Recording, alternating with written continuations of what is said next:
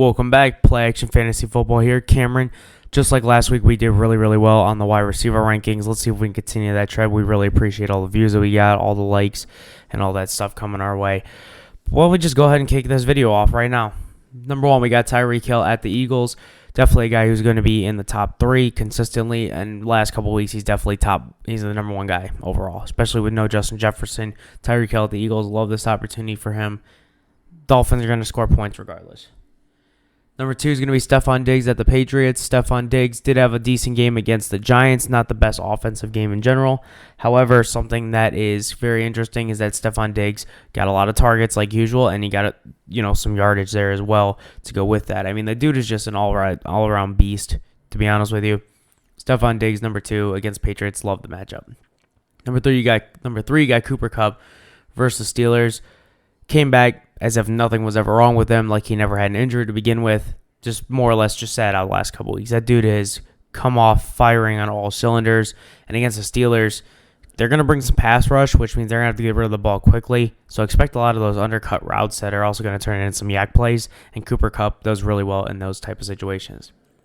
Number four is going to be Amon-Ra St. Brown at the Ravens, a guy who just came in after a 1 week injury with an abdomen issue and just torched the Buccaneers in Tampa Bay. Now he goes up against the Ravens, who have not been good against the pass at all, especially giving up a lot of points to wide receivers here. I like St. Brown at number four.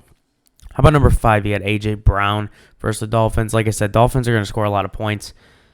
A.J. Brown is definitely the guy right now for Jalen Hurts, but the Dolphins' pass defense is terrible. It's what it is. It is. A.J. Brown is definitely going to get a lot of points here, I believe, in this week. So that's why he's number five. Number six for me is going to be DK Metcalf. Did not have a best outing against the Bengals. However, against the Cardinals, like that matchup. Seven's going to be Brandon Ayuk at the Vikings. Deebo Samuel is currently day-to-day after his shoulder injury. And Christian McCaffrey is questionable with an injury as well. Brandon Ayuk might be the main guy going into this game in Week 7 against the Vikings, who are one of the worst pass defenses as well. They're bottom 20 as of right now, last time I checked. Brandon Ayuk at number 7 is a good fit there.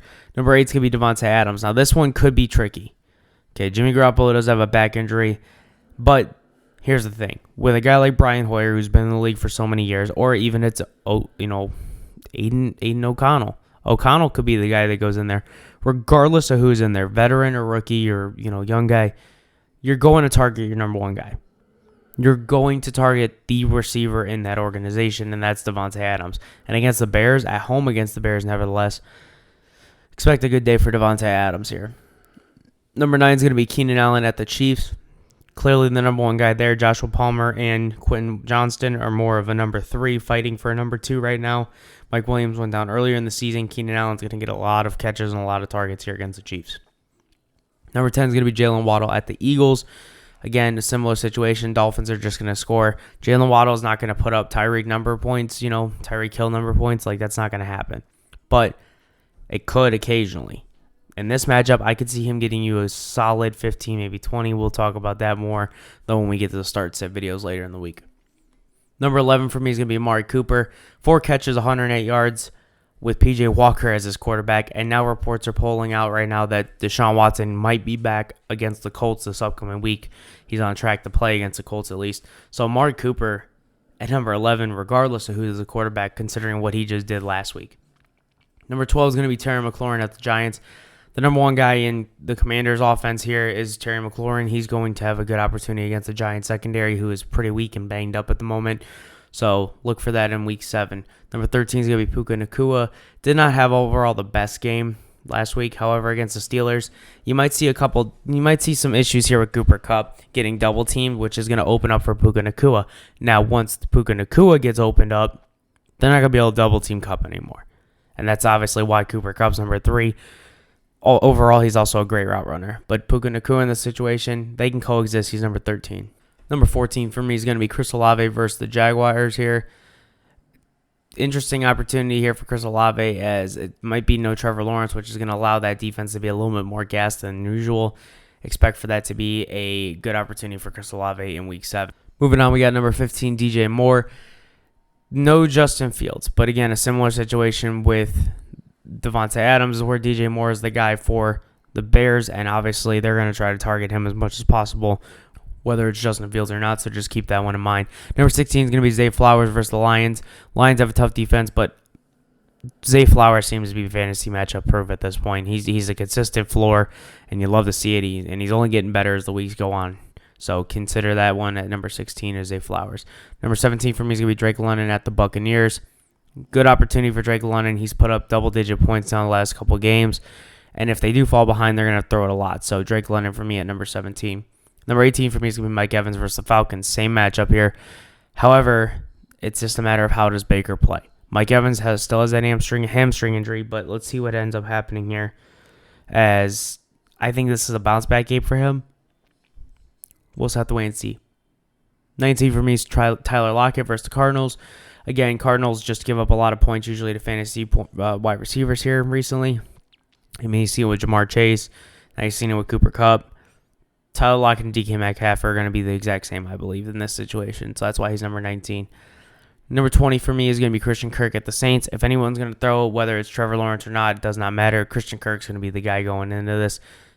Calvin Ridley may or may not be a factor in some way, but he's just so inconsistent after week 1 and then 2 weeks ago against the Bills. Now he comes back out week 6 and Calvin Ridley doesn't do much. Christian Kirk has been consistent as you can hope for at this point. So for me, number 20. Number 21 is Devonta Smith versus the Dolphins. Not really the main guy here in the offense anymore. A.J. Brown took over, and Devonta Smith is still going to get some targets. Okay, we're not just going to shut that on out completely. So he's going to be number 21 for me. 22 is Christian Watson at the Broncos. Any receiver against the Broncos, any quarterback against the Broncos, you're pretty much looking to start them for the most part. Now, we'll break that down more in depth to see how confident we are in starting him versus how, we might say in the rankings. Make sure you look out for that start-sit videos later in the week on Thursday. 23 is going to be Chris Godwin versus the Falcons. Chris Godwin has definitely been more consistent over the last couple weeks. A lot of that does have to do with no Mike Evans, but we'll end up seeing how that produces now with Mike Evans coming back. Honestly, I don't think it's going to take a huge toll on Chris Godwin. I still think he's got a nice floor here, especially against the Falcons, even though the Falcons do have a pretty decent pass defense. 24 is Rashee Rice versus the Chargers.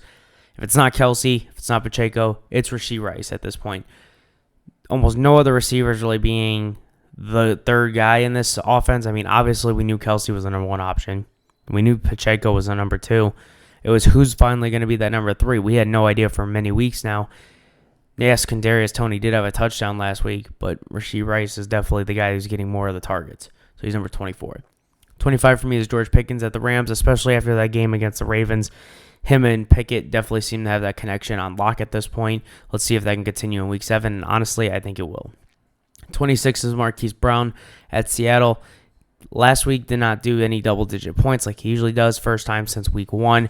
However, I'm not going to hold that against him against Seattle. They do have a stingy defense at times, but they also do blow a lot of coverage here. And Marquise Brown is definitely somebody who runs really great routes, so we'll see what happens in this week coming up. 27 for me is Courtland Sutton versus the Packers. Courtland Sutton got a touchdown against the Chiefs here and an amazing catch on Thursday Night Football in week 6. So we'll see what ends up happening here. But Courtland Sutton definitely seems to be going back to that number 1 option for Russell Wilson. Jerry Jeudy was kind of non-existent for the most part in that game. So we'll see what happens moving on here. 28 is Gabe Davis at the Patriots. Did not do really well against the Giants. However, I'm not going to hold that against him. I still think he's in the top 30 when it comes to receiving. Currently ranked top 20 overall when it comes to fantasy points in most fantasy leagues. So depending on how your scoring is, Gabe Davis is probably ranked in the top 20. Make sure you check that out. So Gabe Davis for me is 28 this week. 29, a guy that I did not think would be on this list at all. I would have thought it would have been more of Jahan Dotson at this point. No. Curtis Samuel at the Giants. Another weak secondary. Like I said, weak secondary, banged up, just like with Terry McLaurin here. Curtis Samuel is going to be the secondary guy in this offense. Brian Robinson kind of took a little bit of a step back. We'll see what happens. The Giants did pretty well on the run. That's something they've been terrible at this year, but they did pretty well against the run against Buffalo. That being said, Curtis Samuel has been fantasy viable the last couple weeks. I honestly think that continues here, so he's going to be number 29 for me. And ending the list here, we got number 30. It's going to be Jordan Addison versus the 49ers. Yes, the 49ers do have a tough defense. However, Jordan Addison has had majority of the touchdowns coming from wide receivers this year in the Vikings offense. And this past week he did it without Justin Jefferson there. So keep an eye on him as he continues to hopefully build off of his great rookie year so far. But that's going to do it for us here. If you've made it all the way through the video, again, we really appreciate that. Make sure you drop a like on here. If you have any comments, go ahead and drop them in as well. We'll take a look at it. We try to get to people as quickly as possible. We do both have full-time jobs, so we try to get to you as quickly as possible. We will definitely get to you before the start of a game, though, one way or another. And then if you also would like to drop a subscription for us, we definitely would like you to subscribe. And then make sure you click the notification button. This way you get all of our videos when they drop. Other than that, we'll see you later.